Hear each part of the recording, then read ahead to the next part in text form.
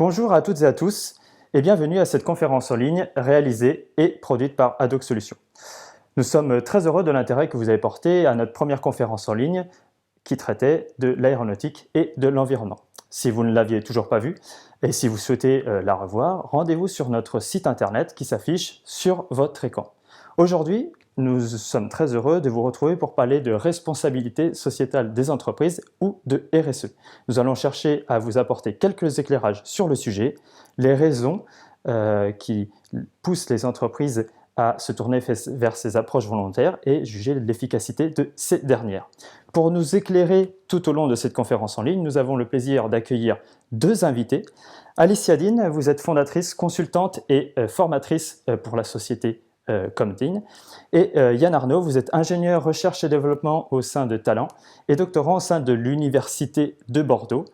Pour commencer, d'abord, Alicia Dean, est-ce que vous pouvez vous présenter en quelques mots et présenter votre entreprise? Alors, merci de m'accueillir pour cette conférence. Je suis Alicia Dean. J'ai créé en octobre 2020 mon entreprise et je suis consultante formatrice en communication responsable et marketing éthique auprès des entreprises, mais j'interviens également dans certaines écoles supérieures de Clermont, par exemple, voilà. Et c'est tout ce que je peux dire. Entendu. Yann Arnaud, est-ce que vous pouvez vous présenter rapidement, présenter Talent et peut-être le sujet de votre thèse? Bonjour Thomas, bonjour à tous. Donc effectivement, merci beaucoup pour l'invitation. Je suis ingénieur de recherche et développement au Centre de recherche et d'innovation de Talent. Donc il y a un groupe de conseil en technologie, en transformation par la technologie.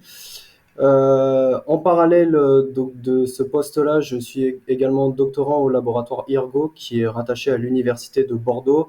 Ma thèse porte sur un pan de la responsabilité sociale des entreprises et notamment sur les pratiques managériales et le management et le leadership bienveillant et tout autour des questions de gestion des ressources humaines dans les entreprises.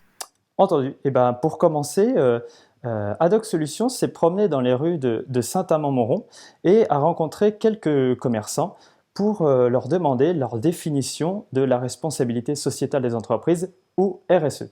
Leur réponse en images. Donc pour moi, la RSE, c'est la responsabilité sociétale de l'entreprise, c'est de voir comment l'entreprise s'intègre à son environnement, donc aussi bien socialement que dans son environnement au niveau développement durable. Ça comprend le tri des déchets, toutes ces petites actions concrètes qui font que l'entreprise s'intègre plus ou moins bien dans son environnement. Voilà. Alors pour moi, la RSE, c'est la responsabilité sociale des entreprises. Après, ce que cela contient, je suppose que c'est pour avoir une approche, raisonnée et raisonnable avec les employés puis la vie au sein de l'entreprise. Mais ça ne va pas plus loin parce que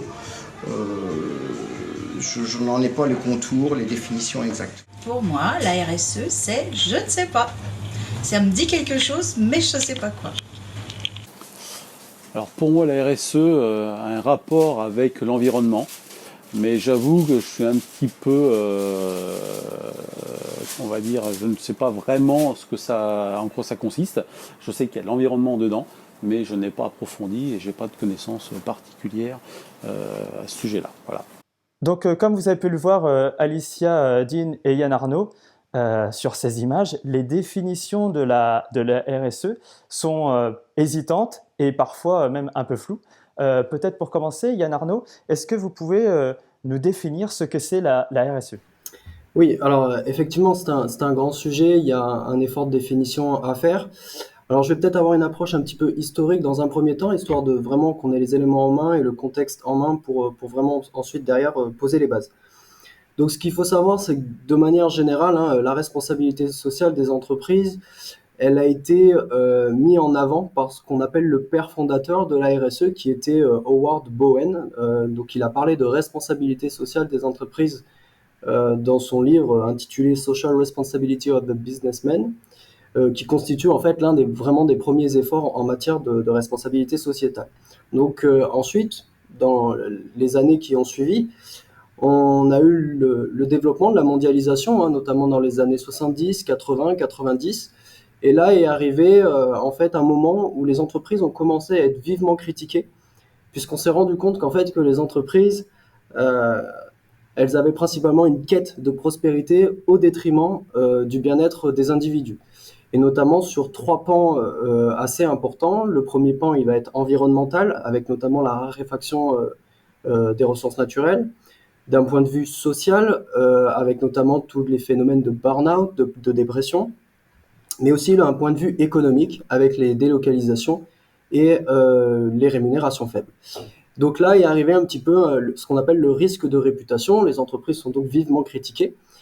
Et donc à partir des années 90 et 2000, les gouvernements vont mettre en place ce qu'on va appeler un peu des bases de la RSE.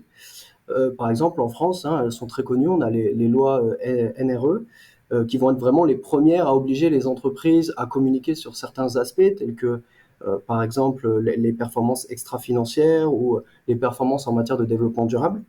Donc là, on commence vraiment à parler de RSE comme un outil de communication, de marketing et de développement pour les entreprises. C'est assez large.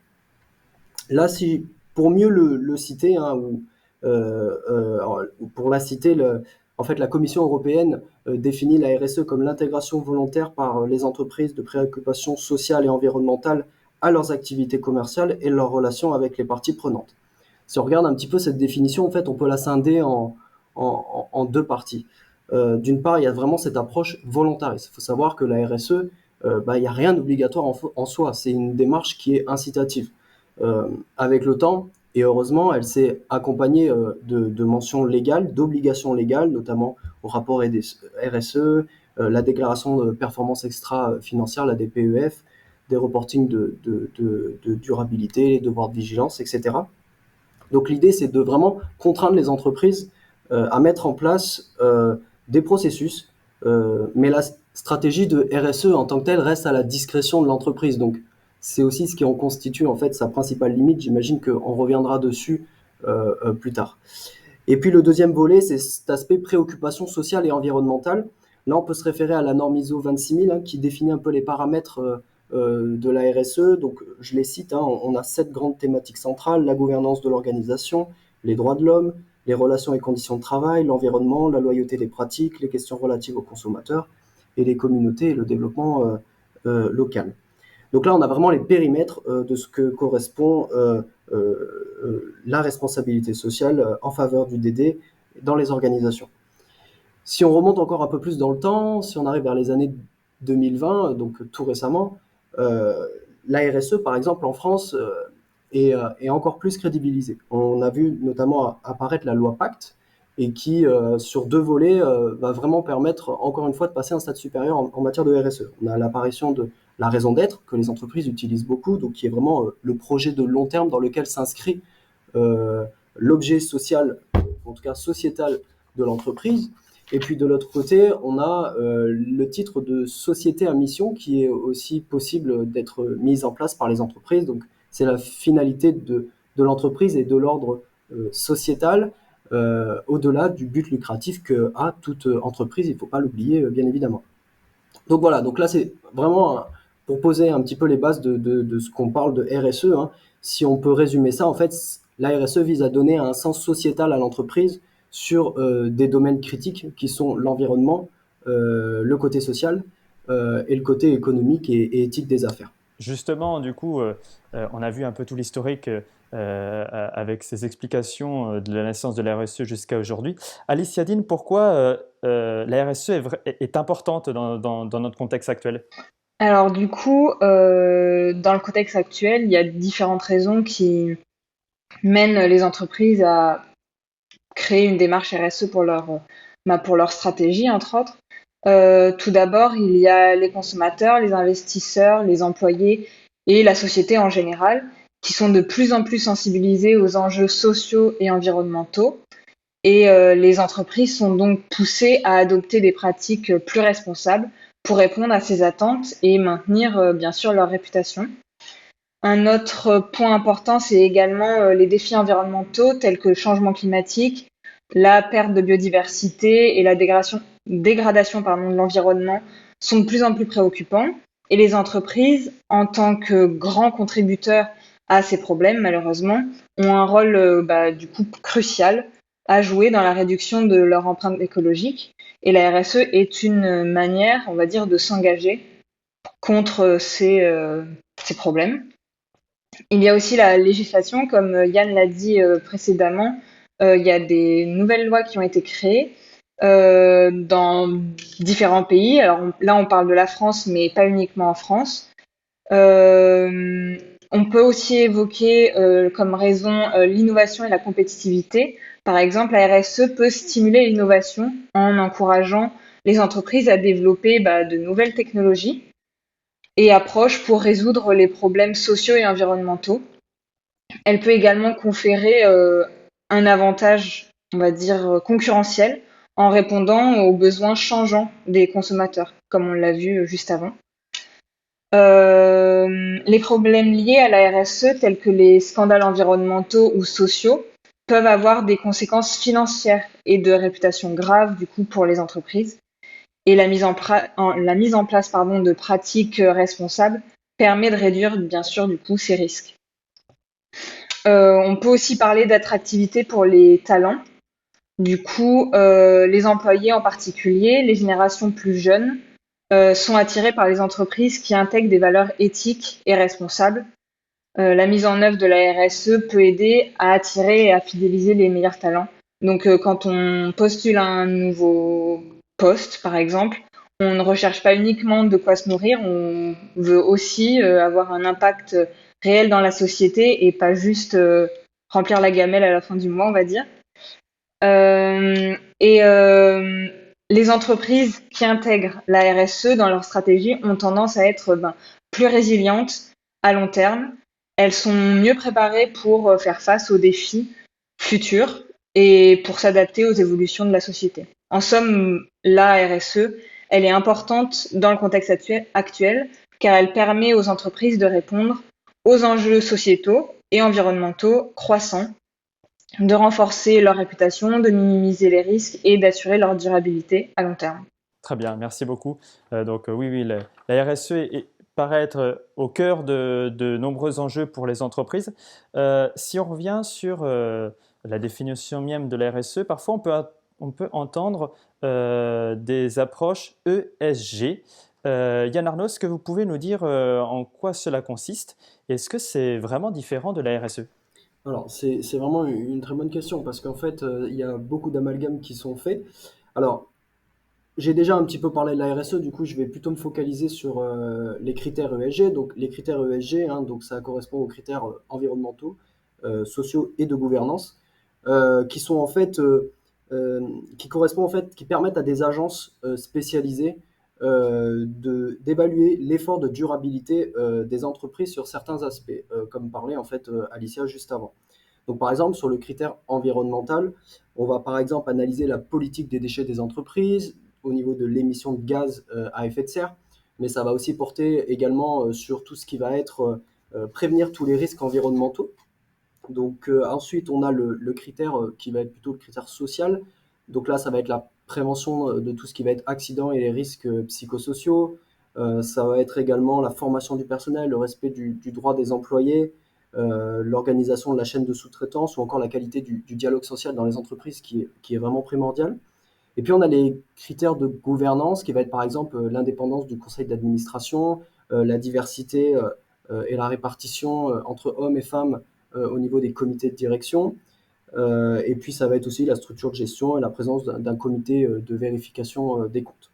Donc en fait, l'ESG, si on regarde de plus près, c'est plutôt une grille quantitative, alors que la RSE, c'est plus quelque chose de qualitatif.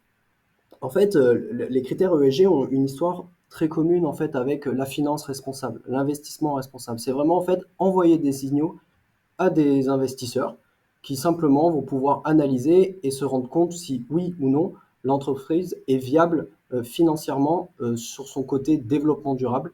Quand je parle de développement durable, je ne parle pas que d'environnement, bien évidemment, je parle aussi des critères sociaux et des critères de gouvernance comme je l'ai évoqué juste avant. Donc voilà, comme je l'ai dit, c'est vraiment deux approches différentes. L'une est plus quantitative, donc les critères ESG. L'autre est plus qualitative, donc la RSE. mais finalement, en fait, c'est deux approches qui sont complémentaires dans un objectif de responsabilité sociétale de l'entreprise.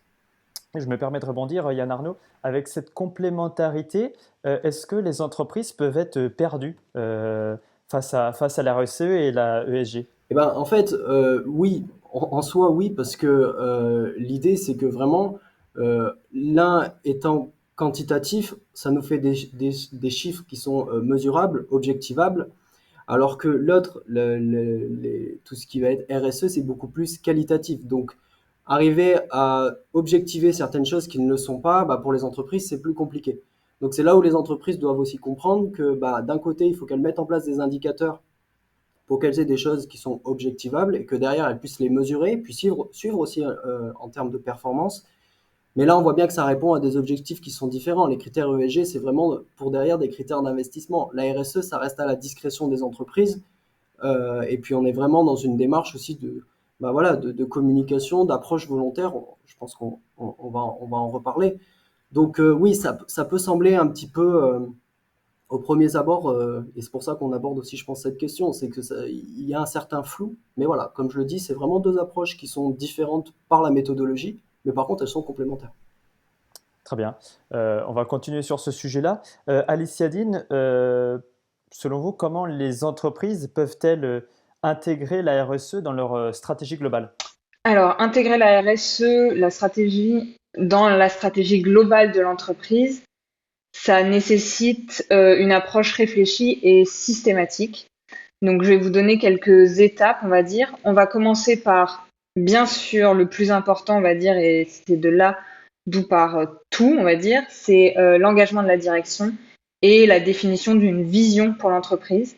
Donc, le soutien et l'engagement de la direction sont essentiels.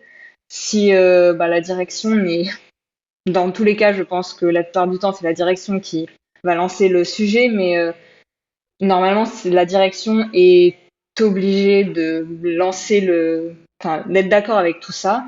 Et comme c'est elle qui va mener la vision à terme, il faut que tout soit mis en accord avec, bien sûr, la direction, mais ensuite avec les plans qu'on va voir ensuite. Et la vision claire, du coup, c'est où est-ce que l'entreprise veut aller?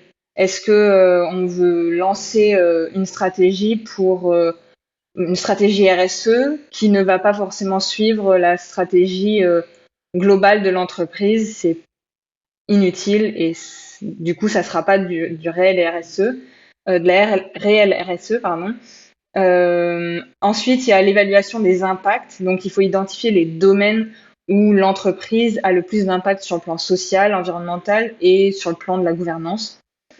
On peut inclure les émissions de gaz à effet de serre, l'utilisation de ressources naturelles, les conditions de travail, etc. Il y a tout plein de choses à prendre en compte. On peut également prendre en compte, fixer du coup les objectifs et des indicateurs. Donc les KPI, comme on entend souvent parler. Des objectifs concrets qui sont mesurables avec la méthode SMART, comme on voit pour tout projet qu'on lance. C'est aussi un projet de lancer une démarche RSE pour son entreprise. Et on peut aussi, comme je le disais précédemment, du coup, c'est pas on peut, c'est on doit intégrer la stratégie RSE dans la stratégie d'entreprise. La RSE ne doit pas être un ajout isolé, mais plutôt intégré à la stratégie globale. Les objectifs de RSE devraient être alignés avec les objectifs commerciaux, plus larges, de manière à être une synergie avec tous les services. On peut également mettre un plan d'action concret en place, donc élaborer un plan d'action détaillé pour atteindre les objectifs de RSE. Ce plan doit inclure les étapes spécifiques, les ressources nécessaires, les responsables et les échéanciers.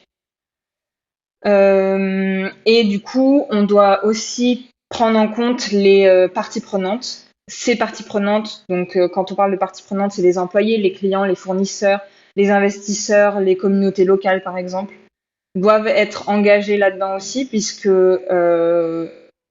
si les employés ne sont pas d'accord avec cette stratégie RSE par exemple, certaines choses ne peuvent être faites et ne pas suivre du coup cette stratégie, cette démarche.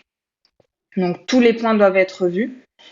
On peut aussi parler de la chaîne d'approvisionnement. Il faut bien sûr intégrer ça si vous êtes une entreprise qui euh, propose un produit plus qu'un service. Du coup, dans ce cas-là, il faut s'assurer que les fournisseurs, les partenaires respectent également vos critères, vos KPI du coup.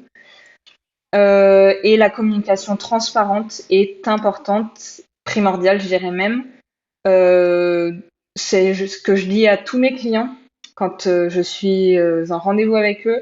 Une entreprise n'est pas forcément parfaite, mais il suffit d'être transparent pour que déjà l'image soit meilleure. S'il y a des choses plus ou moins négatives dans votre entreprise que vous réalisez que vous n'arrivez pas à faire autrement pour le moment, il faut le dire. La transparence payera. Et du coup, il est important de se former, bien sûr, sensibiliser ses équipes, ses fournisseurs, par exemple, aussi. Et voilà, et évaluer continuellement et ajuster tout en fonction pour bah, que tout soit surveillé, on va dire, pour que ça aille dans la direction de la stratégie qui a été mise en place. Une stratégie du coup RSE semble quand même assez imposante. Est-ce que du coup elle touche toutes les tailles d'entreprise ou certaines tailles d'entreprise, on pense plutôt aux petites entreprises, n'en voient pas l'intérêt ou le travail est un peu trop conséquent pour elles? Alors, pour l'instant, on va dire que la RSE, c'est quand même relativement neuf, entre guillemets. C'est surtout les grosses entreprises qui ont des services dédiés qui ont des chartes RSE de rédiger officiellement. Après, rien n'empêche les petites entreprises de faire leur charte entre guillemets à leur manière en parlant de leurs valeurs, etc. La RSE, ça peut être également, on va dire, sous forme de charte comme on peut voir sur les grands groupes, les grandes entreprises, mais c'est aussi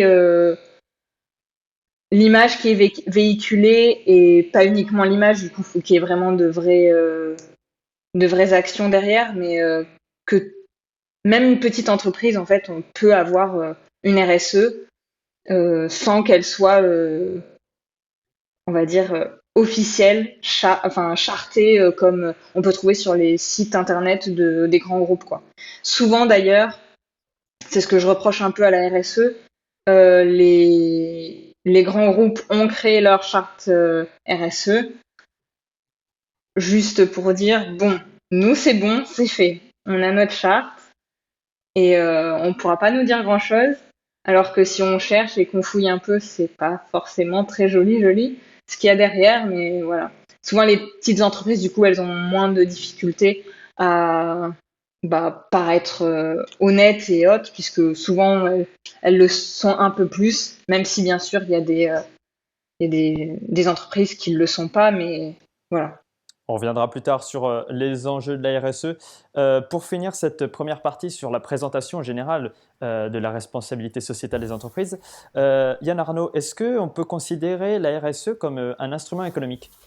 Alors, à proprement parler, si on prend la définition de ce qu'est un instrument économique, non. En fait, elle n'est pas un instrument économique au sens où elle utilise, on va dire, les systèmes de prix et les forces du marché pour atteindre un objectif donné. En fait, la RSE, c'est plus une combinaison d'instruments parmi lesquels les firmes vont choisir ce qu'elles souhaitent mettre en place. En fait, si on prend les instruments économiques, ils sont de deux ordres. D'une part, ça peut être des instruments réglementaires, on a des normes de produits, des normes de procédés, des quotas de pollution.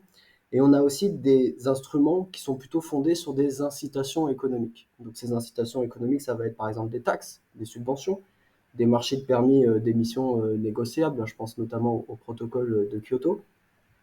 Donc ces instruments-là, ils ont vraiment en fait des conséquences sur la compétitivité des entreprises, sur les structures du marché, sur l'emploi, sur le commerce international. Donc en fait, il y a une certaine hostilité parce qu'il y a une faible acceptabilité vis-à-vis des entreprises.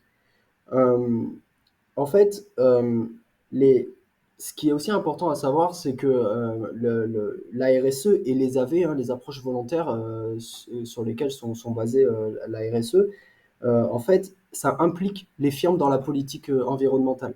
C'est-à-dire que les entreprises ne subissent plus en fait la politique environnementale, elles font partie en fait de cette politique-là. Donc euh, néanmoins, il va y avoir quand même certains pays où on va considérer la RSE et les AV comme des alternatives aux instruments économiques, mais il y a un certain danger en fait avec ça.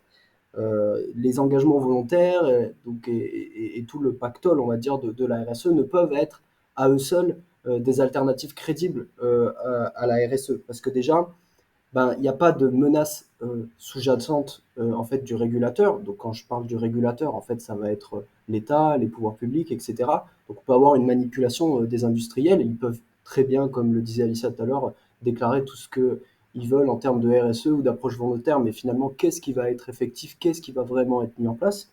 Et puis de l'autre côté, et ça j'en ai parlé tout à l'heure, ça reste des mesures qualitatives, donc qui sont difficiles à objectiver, du coup on a du mal à se rendre compte après sur le terrain vraiment où est-ce qu'on en est en termes d'objectifs quand ils ne sont pas quantifiés, comment on arrive à suivre.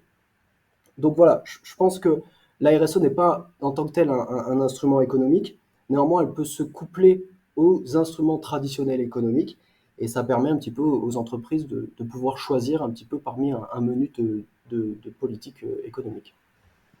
On va maintenant s'intéresser aux enjeux de la RSE. Alice Adine, alors quels sont les principaux avantages pour une entreprise d'adopter une approche RSE? L'adoption d'une approche RSE comporte de nombreux avantages pour les entreprises, allant au-delà de simples obligations morales, on va dire. Et du coup, je vais vous citer différents exemples. Donc, par exemple, cela peut améliorer la réputation de la marque, de l'entreprise ou de la marque d'ailleurs. Les entreprises engagées dans la RSE renforcent leur réputation en démontrant leur engagement envers des valeurs éthiques, sociales et environnementales. Cela peut entraîner du coup une meilleure perception de la marque et la fidéliser auprès des clients. Cela entraîne également une différenciation concurrentielle. Donc les entreprises qui intègrent la RSE se démarquent de leurs concurrents en montrant qu'elles se soucient non seulement de leur profit, mais aussi de l'impact social et environnemental de leur entreprise. Elles ont aussi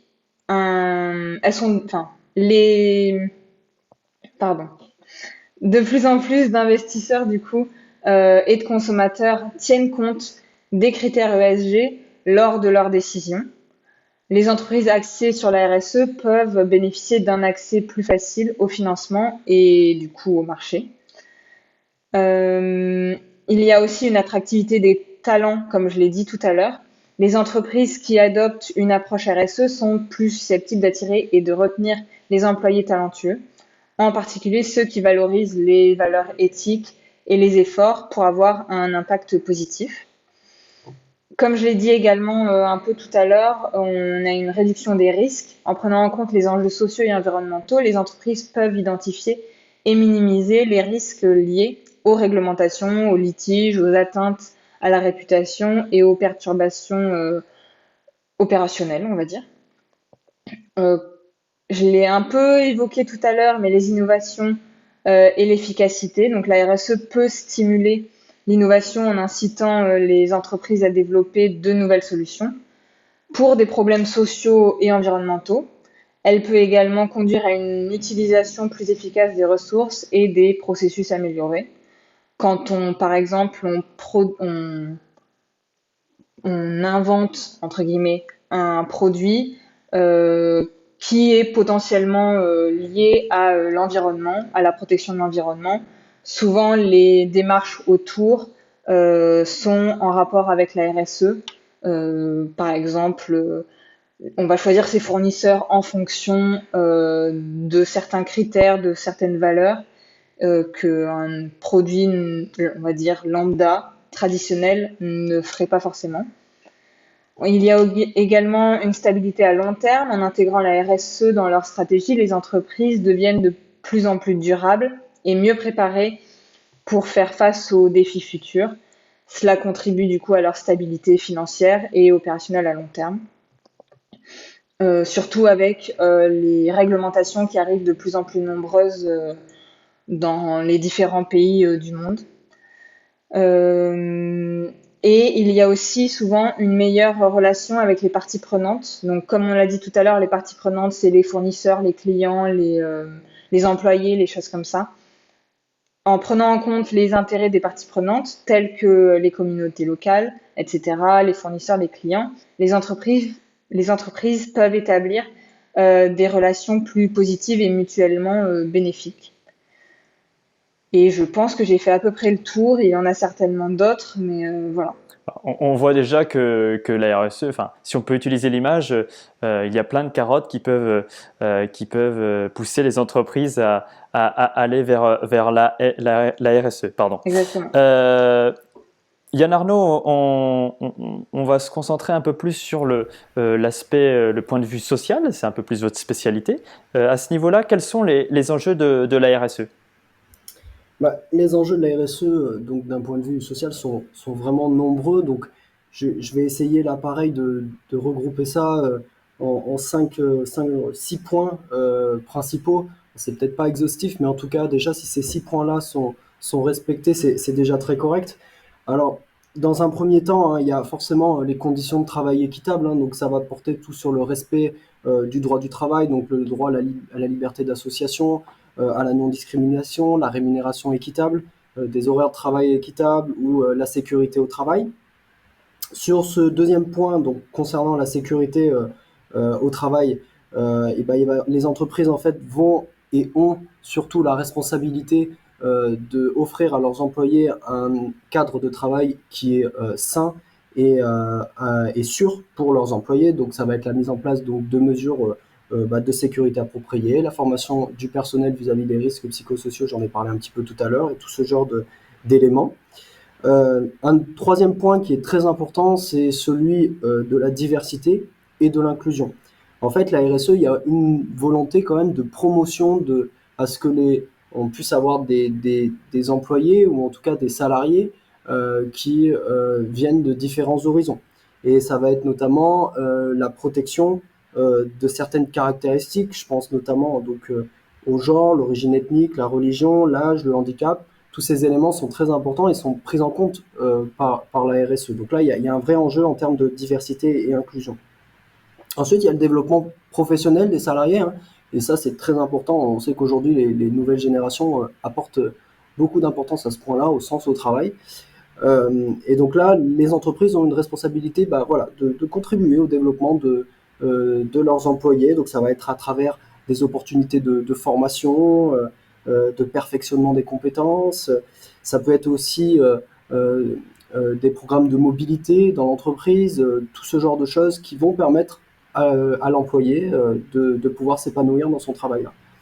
Ensuite, en cinquième point, il y a l'engagement communautaire, ça se fait de plus en plus, donc les entreprises peuvent permettre à leurs employés, par exemple, d'aller participer à des associations caritatives, dans des organisations locales, donc ça va être des initiatives sociales et éducatives, hein, mais elles peuvent aussi contribuer financièrement ou matériellement pour améliorer les conditions de vie de populations locales ou d'associations qui seraient engagées dans des causes précises.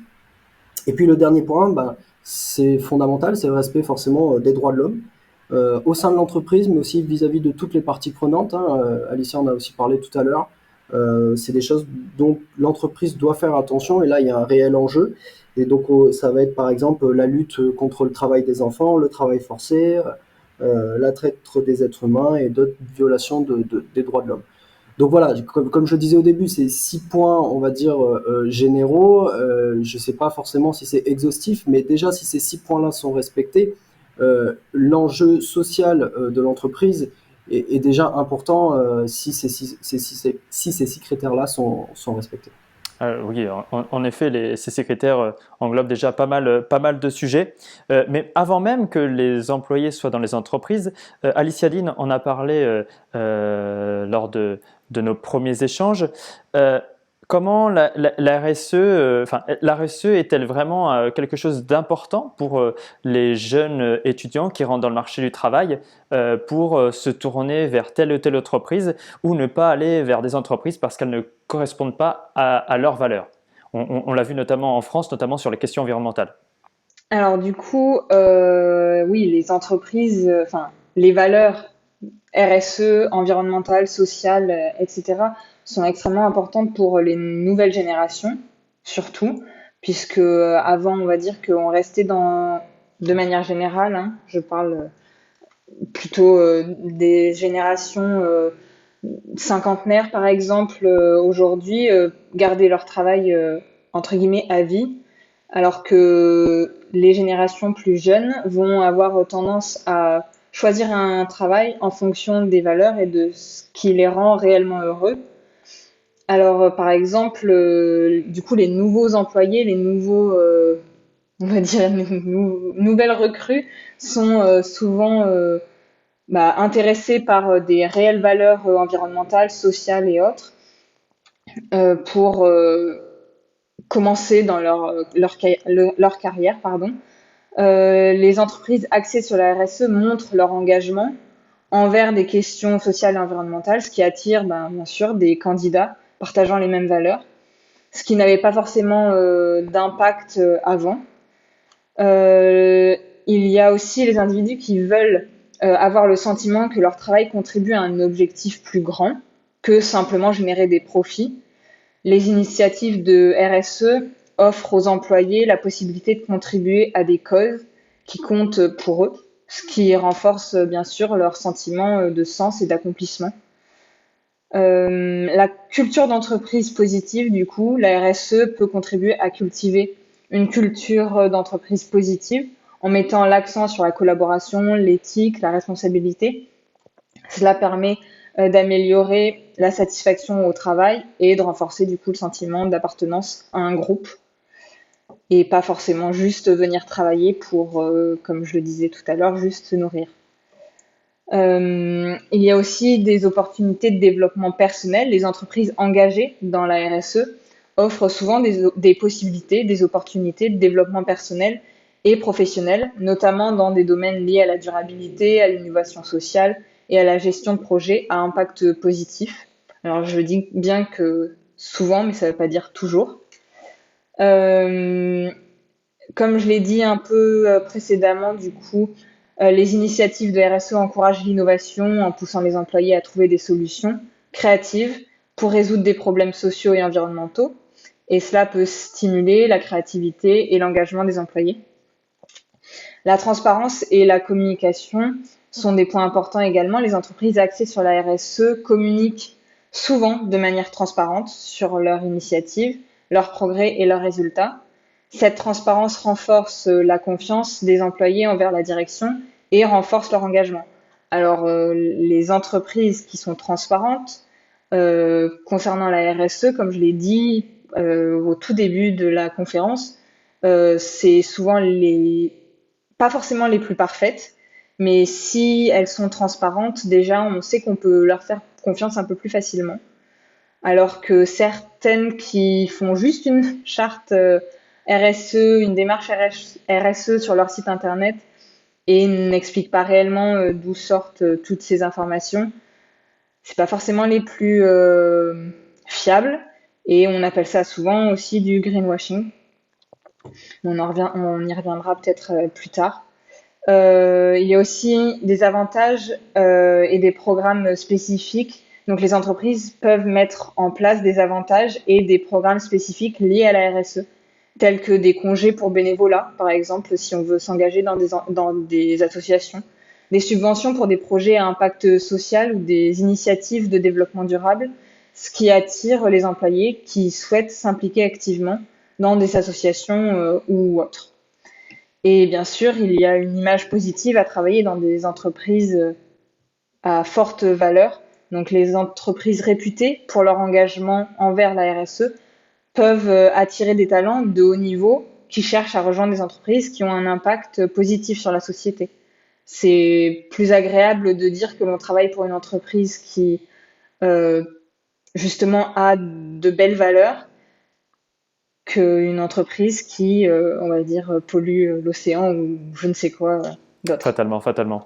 Ouais. Donc on voit là qu'il y a de nombreux dispositifs qui peuvent être mis en place au sein des entreprises à ce sujet-là. On va se concentrer de nouveau sur l'aspect économique, Yann Arnaud. Pour les entreprises, est-ce que la RSE, ça peut être un instrument pour mettre à mal la concurrence? Bah, cette question est particulière parce que utiliser la RSE pour délibérément mettre en difficulté un concurrent, en fait, ça correspond pas en tant que tel à l'esprit de RSE. Néanmoins, si comment dire, il est possible qu'une entreprise en fait mette en place des pratiques de RSE qui peuvent être par exemple ambitieuses. Et comme le disait Alicia tout à l'heure, c'est que finalement on se retrouve avec des jeunes générations qui vont plutôt privilégier en fait d'aller vers l'entreprise qui a une RSE qui est ambitieuse par rapport à une autre où elle serait moins ambitieuse ou même inexistante et qui finalement ne correspondrait pas à leurs valeurs. Donc, en fait, euh, euh, l'idée, c'est qu'on peut avoir des externalités négatives, mais elles sont indirectes, elles sont involontaires.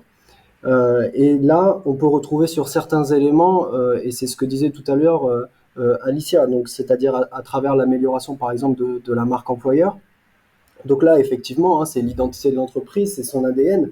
Donc c'est un levier fort hein, pour attirer, pour fidéliser, pour engager les employés afin qu'ils soient épanouis dans l'entreprise.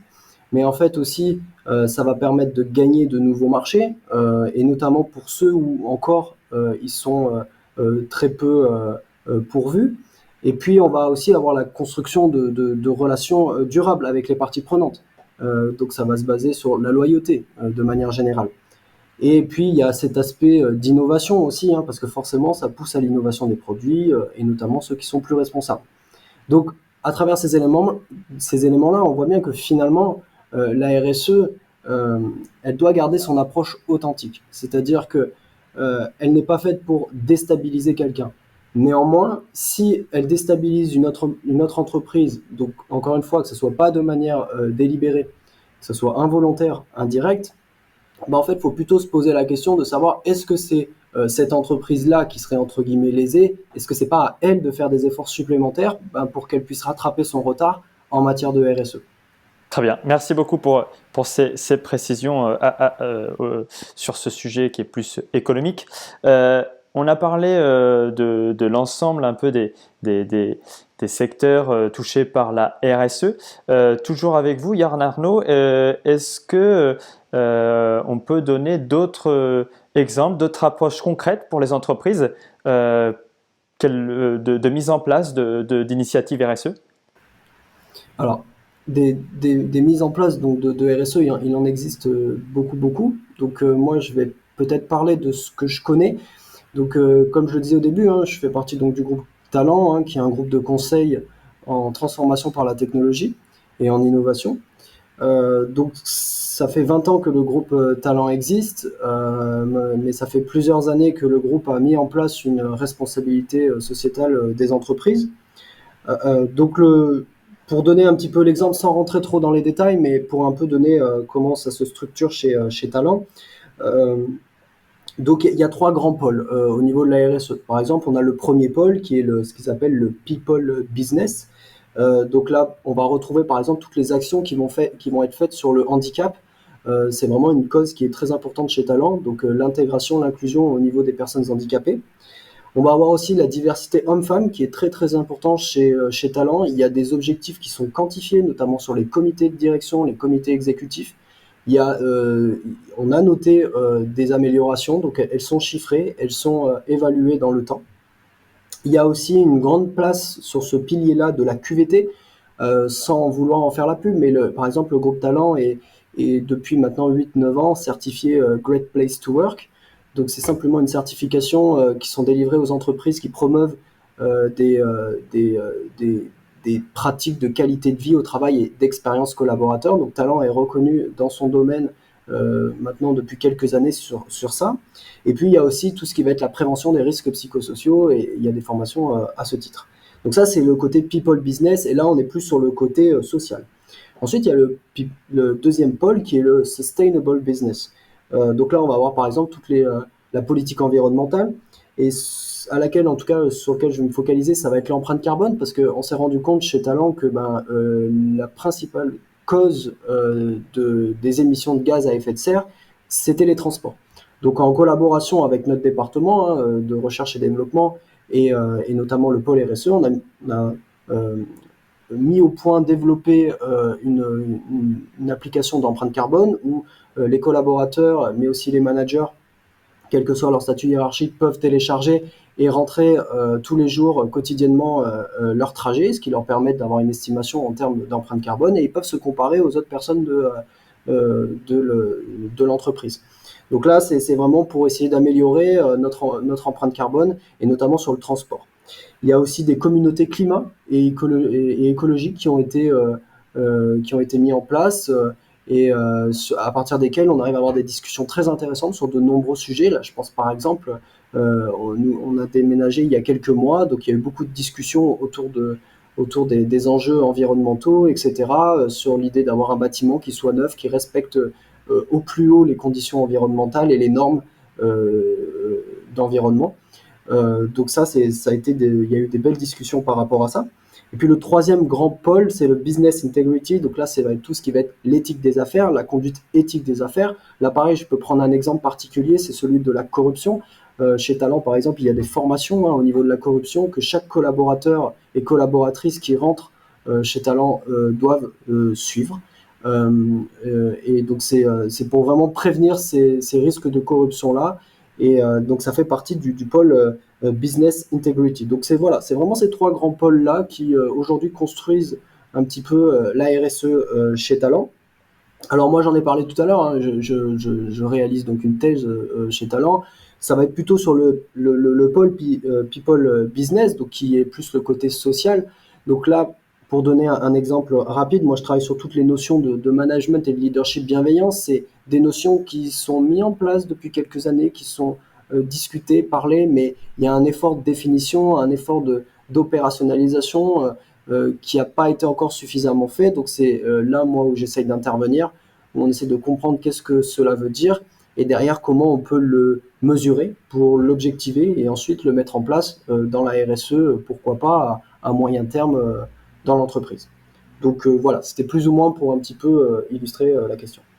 Très bien, merci pour ces exemples d'approches concrètes, notamment dans le cas de Talent, qui permettent de bien comprendre l'étendue des actions qui peuvent être possibles. Pour finir cette deuxième partie sur les enjeux de la RSE, Alicia Dean, selon vous, quels sont les défis auxquels les entreprises peuvent être confrontées pour mettre en œuvre des pratiques RSE? Alors, il y en a bien sûr plusieurs. Je vais essayer d'être le plus rapide possible, mais certains sont plus importants que d'autres, donc je vais évoquer cela. Donc, il y a bien sûr, et comme partout, pour tout sujet du coup, certaines personnes qui sont résistantes au changement et réticentes également au changement. Du coup, certains membres de l'entreprise, notamment au niveau de la direction, pourraient être réticents à changer les pratiques établies, mais également, là je parle de la direction, mais ça peut être également dans les employés, où ces personnes-là ne sont pas d'accord avec tel ou tel changement. Et du coup, il est essentiel de sensibiliser et d'impliquer la direction et les employés dès le début pour favoriser l'adhésion à cette nouvelle démarche.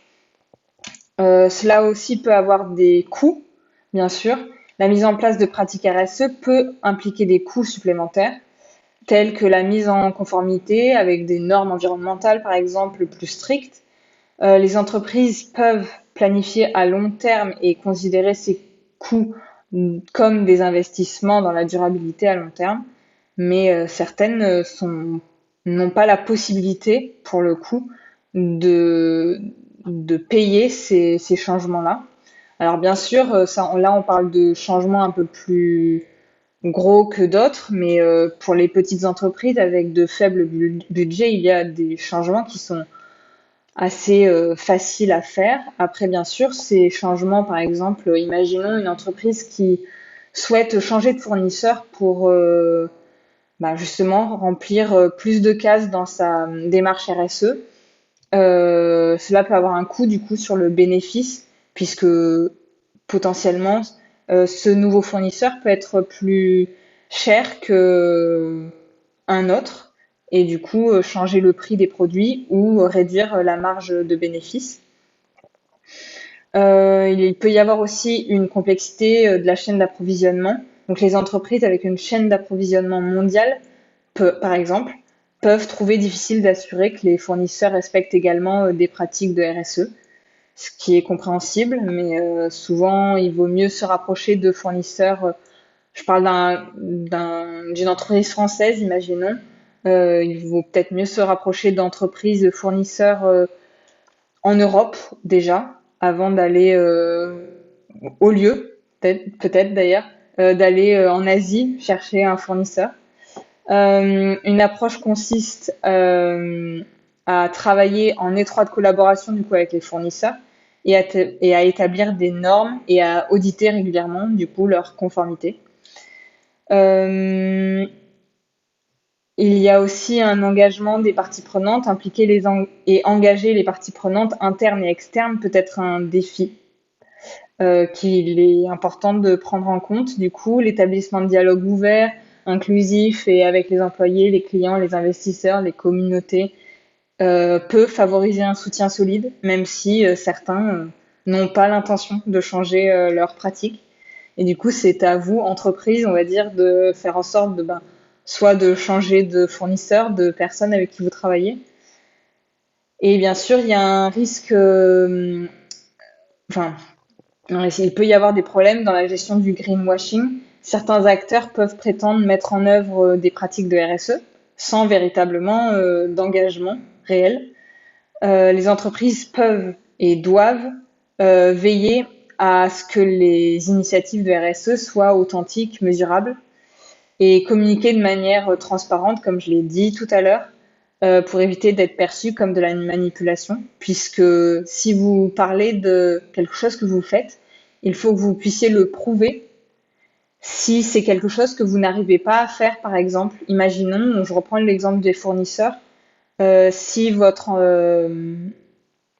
avez une entreprise de, je sais pas, imaginons une entreprise de lingerie, que votre fournisseur pour l'instant est en Tunisie et que c'est le meilleur fabricant de lingerie possible, que vous n'avez pas trouvé mieux par exemple en France, il est important d'évoquer les raisons pour lesquelles pour l'instant vous restez avec eux et évoquer en fait tous les problèmes qui peuvent qu'il peut y avoir dans votre RSE, puisque comme je l'ai dit tout à l'heure, on ne peut pas être parfait, mais pour éviter le greenwashing, il faut parler justement de ces problèmes-là.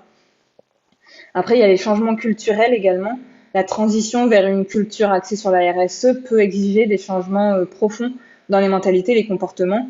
Je prends l'exemple typique des personnes plus âgées qui sont pas prêtes et qui ne veulent pas faire certains changements. Alors la génération plus jeune souvent est un peu plus ouverte à ces sujets-là, mais bien sûr, il y a là je prends les cas extrêmes, on va dire, mais il peut y avoir, ça peut être l'inverse aussi, les populations plus âgées peuvent être plus ouvertes que les jeunes, ça dépend des sujets. Voilà, ça c'est tout un tas de points qui peuvent être, on va dire, des défis pour justement les entreprises créer une charte RSE digne de ce nom, on va dire. Justement, on va revenir sur un point que vous avez commencé à évoquer, la crédibilité des approches ou des initiatives RSE. Yann Arnaud, est-ce que la RSE, finalement, c'est une approche volontaire? Est-ce que c'est de la poudre aux yeux ou une vraie alternative? Alors, tout d'abord, ce qu'il faut bien comprendre, c'est que une démarche RSE, c'est pas que des mots ou des engagements qu'on inscrit dans des livrables. Je pense qu'on en a bien parlé jusqu'à maintenant. Ça doit se traduire par des actions qui sont concrètes, qui doivent être recensées et mises à la disposition de tous. Donc il y a des enjeux de communication, à la fois en interne, à la fois en externe. C'est-à-dire que les éléments de RSE doivent être bien identifiés, identifiables, vérifiés et vérifiables. Ça, c'est vraiment très important. De manière générale, on l'a vu dans les interviews au début, la RSE c'est pas encore un concept qui est compris par tout le monde. Donc il y a une nécessité de transfert de connaissances, bien évidemment, d'expliquer ce que c'est, à quoi ça sert, etc. Mais on se rend compte que dans les entreprises, quand même, et notamment peut-être dans les plus grosses, la démarche RSE commence quand même à être un peu connue. Et les gens en sont arrivés aujourd'hui, en fait, à vraiment que les démarches RSE soient sincères. C'est-à-dire que c'est pas qu'une démarche de communication, on veut vraiment des actions sincères. En tout cas, c'est un constat que moi j'ai pu faire dans les grands groupes. Donc, pour répondre à la question, poudre aux yeux ou vraie alternative, eh ben, en fait, si on utilise la RSE majoritairement d'un point de vue marketing, de communication, d'outils de relations publiques, etc., sans qu'il y ait véritablement d'actions concrètes sur le terrain, bah là, on peut effectivement penser que c'est de la poudre aux yeux et qu'elle serait peut-être utilisée pour simplement masquer certains mots dans l'entreprise, etc.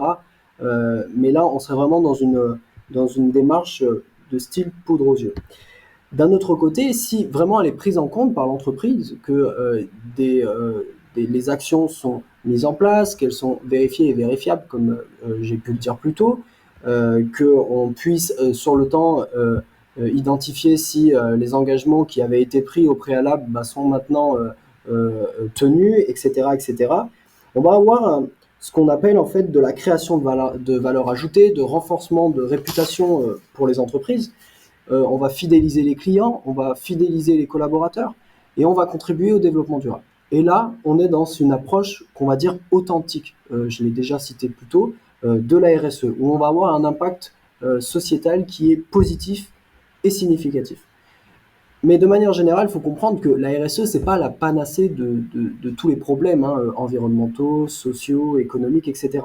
À elle seule, elle ne suffira pas. Elle doit être peut-être complétée par des réglementations gouvernementales qui sont solides, une participation citoyenne active, ça c'est très important aussi, et aussi toute autre initiative qui peuvent aller dans ce sens-là. Et justement, du coup, Alicia Dean, pour rebondir là-dessus, est-ce qu'on peut mesurer et évaluer l'impact de la RSE, que ce soit au sein de l'entreprise ou au sein de la société? Alors, la mesure et l'évaluation de l'impact de la RSE sur une entreprise et la société, du coup, dans son ensemble, peuvent être assez complexes en raison de la diversité des domaines d'impact et des facteurs, on va dire, à considérer. Alors après, on peut prendre en compte les indicateurs clés de performance, les KPI, euh, en identifiant les indicateurs spécifiques qui reflètent les domaines d'impact de la RSE, tels que les émissions de carbone réduites, les heures de bénévolat des employés, par exemple, la réduction des déchets, etc. Ces KPI vous permettront de quantifier, on va dire, et de suivre les progrès. Alors après, on peut également faire des collectes de données, mettre en place des systèmes pour collecter des données pertinentes sur une base régulière. Peut inclure des données, enfin, cela peut inclure, pardon, des données financières, opérationnelles, environnementales et sociales. On peut également faire une analyse comparative, comparer les performances de votre entreprise avant et après la mise en œuvre des initiatives de RSE pour identifier les changements positifs. Comparer également vos performances avec celles de vos concurrents ou d'autres entreprises du même secteur. On peut également mesurer l'impact social. Pour évaluer l'impact social, il faut utiliser, on va dire, des méthodes qualitatives, quantitatives, des enquêtes auprès des parties prenantes, les études de cas, les témoignages et les évaluations de la perception peuvent fournir des informations sur l'impact social. Il y en a d'autres, par exemple l'évaluation de l'empreinte carbone, par exemple de chaque employé ou de l'entreprise dans sa globalité. L'engagement des parties prenantes, impliquer les parties prenantes internes et externes pour obtenir des retours d'informations sur l'impact perçu de vos initiatives de RSE. Les enquêtes, les groupes de discussion, les consultations peuvent aider à évaluer la perception de l'impact, par exemple. Après, il y en a bien d'autres.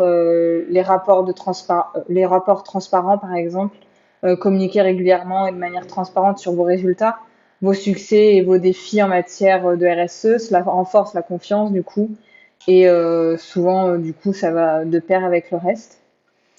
Je pense que j'ai fait le tour des choses les plus, on va dire, les plus importantes, mais il y en a d'autres certainement aussi que j'ai pas Il y a, évoquées. il y a déjà plein d'outils qui sont déjà à disposition des entreprises pour pouvoir mesurer du coup l'impact au sein de leur entreprise et de la société. Et toujours avec vous, Alicia Dean, est-ce qu'il existe des exemples de réussite en termes de RSE dans différentes industries? Alors, bon, je vais pas en citer 50. J'ai deux exemples, par exemple, qui sont intéressants à évoquer. Par exemple, alors, je dis bien qu'ils ont une charte RSE, une très bonne charte RSE. Après, ils sont pas forcément parfaits sur tous les points, hein.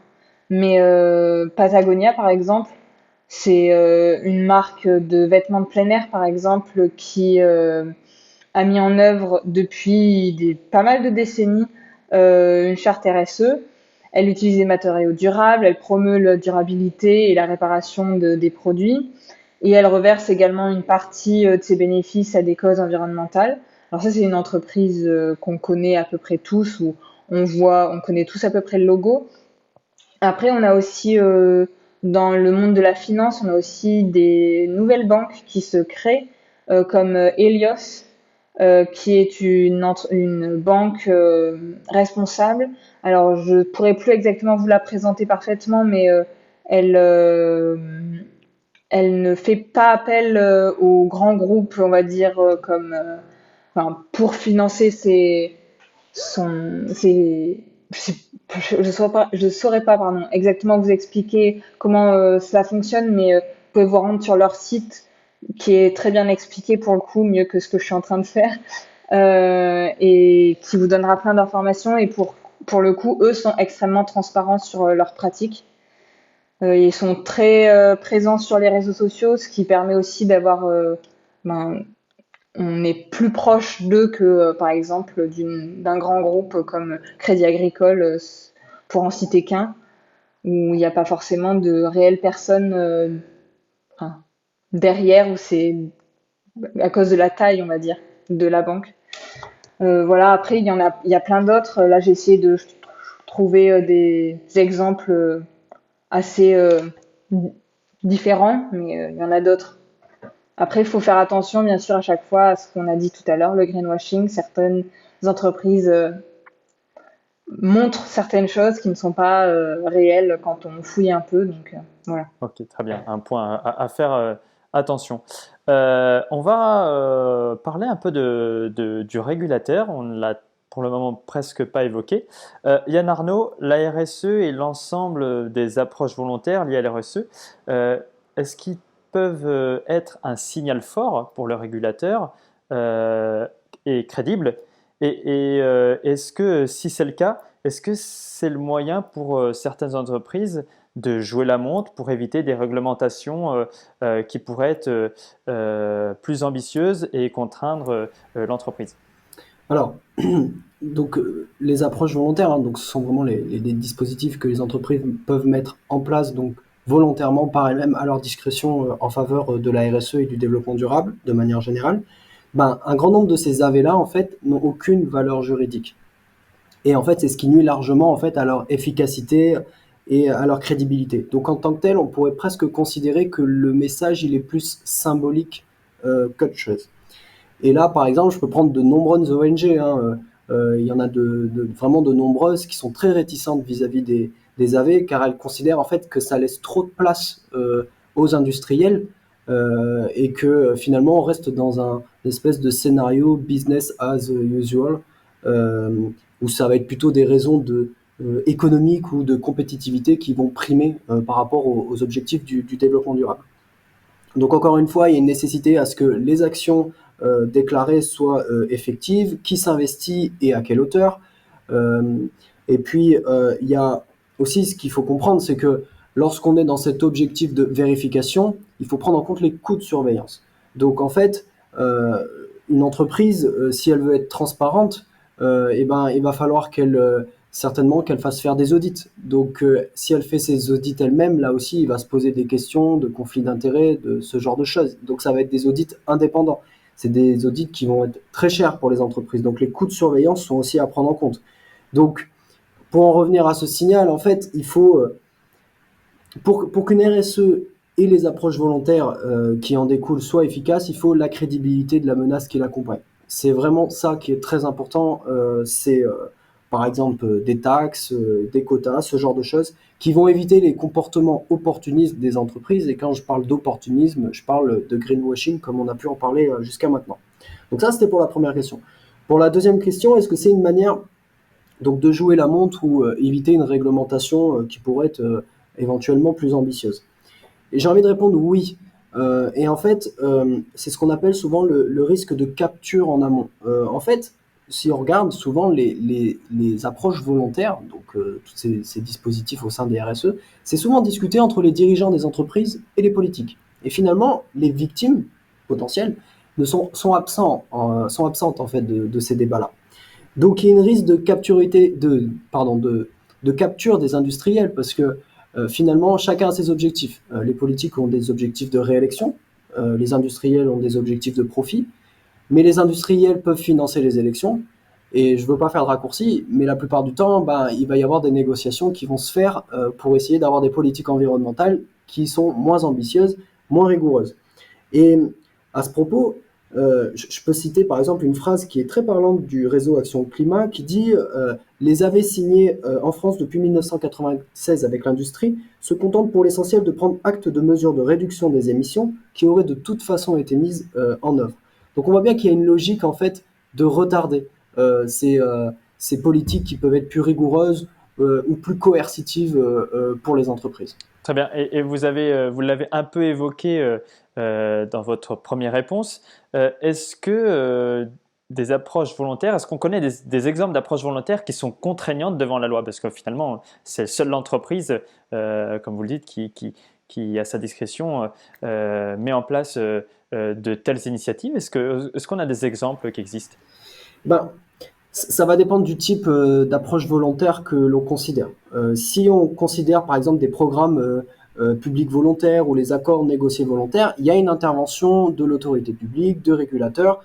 Donc là, on va dire que ces pouvoirs publics-là conservent un certain rôle, alors que si on considère plutôt des engagements unilatéraux ou des négociations entre pollueurs et pollués, qui sont aussi un autre style d'approche volontaire, il n'y a pas d'intervention de l'État, donc il y a une risque de capture en aval là, cette fois-ci. Donc en fait, et ça c'est peut-être le point important de cette partie-là, finalement, c'est que la forme juridique de l'approche volontaire, c'est un élément important de son succès. Donc la mise en place de sanctions ou de menaces est à prendre en compte car ça favoriserait certainement sa crédibilité et son application. Donc oui, il existe des exemples. Par exemple, aux Pays-Bas, il y a certains accords volontaires qui sont contraignants devant la loi. Elles peuvent être rendues exécutoires par décision de justice, ce qui va du coup supposer une sanction juridique en cas de leur non-respect. Alors, je n'ai pas leur nom exact, mais en tout cas, ça existe. Donc là, on voit bien qu'il y a un équilibre à trouver. Parce que d'un côté, on peut avoir l'efficacité de la mesure si on a la menace qui accompagne l'AV. Mais de l'autre côté, on va avoir aussi un problème d'acceptabilité pour les entreprises, parce qu'il va falloir qu'elles adaptent leur offre, il va falloir qu'elles s'adaptent aux normes qui sont coercitives et qui sont aussi du coup plus difficiles à mettre en place. Donc voilà, c'est toujours cet équilibre-là qui est à trouver finalement. Très bien. Pour finalement un peu conclure et élargir un peu nos échanges, Alicia Dean, selon vous, quelles sont les perspectives que l'on peut donner à la RSE face aux enjeux sociaux et environnementaux émergents? Alors, selon moi, elles sont de plus en plus prometteuses, car elles deviennent de plus en plus cruciales pour répondre aux enjeux sociaux et environnementaux émergents. Alors, les entreprises, bien sûr, dans quelques temps, devront aborder les problèmes mondiaux urgents, tels que le changement climatique, la biodiversité, les inégalités sociales et la santé publique. La RSE évoluera pour être plus proactive dans la résolution de ces défis mondiaux. Ensuite, on va voir apparaître, on va dire, enfin, oui, entre guillemets, l'intégration des objectifs de développement durable, les ODD comme on les appelle, qui fournissent un cadre pour guider les actions mondiales vers un développement durable.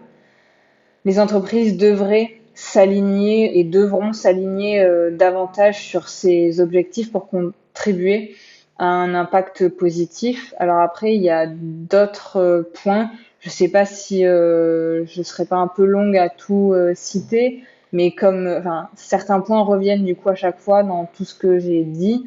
La transparence, etc. C'est des points qui vont évoluer et qui dans le positif, j'espère. Et, euh, et voilà, après, je sais pas quoi dire de plus, puisque j'ai l'impression de me répéter un petit peu là, mais voilà, l'inclusion aussi sera mise de plus en plus en avant, comme ça commence à être un peu le cas déjà. Après, il y a plein d'autres choses qui seront mises en place dans les années à venir, je pense également. Donc des perspectives plutôt optimistes. Je l'espère. Nous arrivons au terme de cette conférence en ligne. Nous l'avons vu tout au long de nos échanges que la RSE nécessite des éclairages pour comprendre les motivations, les enjeux, l'impact et la crédibilité des initiatives proposées par les entreprises. Alors pour rappel, les éléments évoqués ne sont que des éléments introductoires. Une analyse plus approfondie est nécessaire pour évoquer le sujet de manière plus exhaustive. Merci beaucoup Alicia Dean et Yann Arnaud d'avoir participé à cette conférence en ligne et d'avoir apporté vos éclairages. Merci à vous. Merci à vous. Merci à vous d'avoir suivi cette nouvelle conférence en ligne proposée et réalisée par Ad-Hoc Solutions. Si vous souhaitez revoir les précédentes conférences ou celle-ci, je vous invite à vous diriger vers notre site internet. L'adresse s'affiche sur votre écran. Vous pouvez également suivre nos réseaux sociaux, à savoir Facebook, Twitter et LinkedIn, pour suivre notre actualité et les prochains événements que nous pourrions vous proposer. C'est ainsi que s'achève cette nouvelle conférence d'Ad-Hoc Solutions. Ad-Hoc Solutions, une solution pour vous. Merci beaucoup et bonne soirée.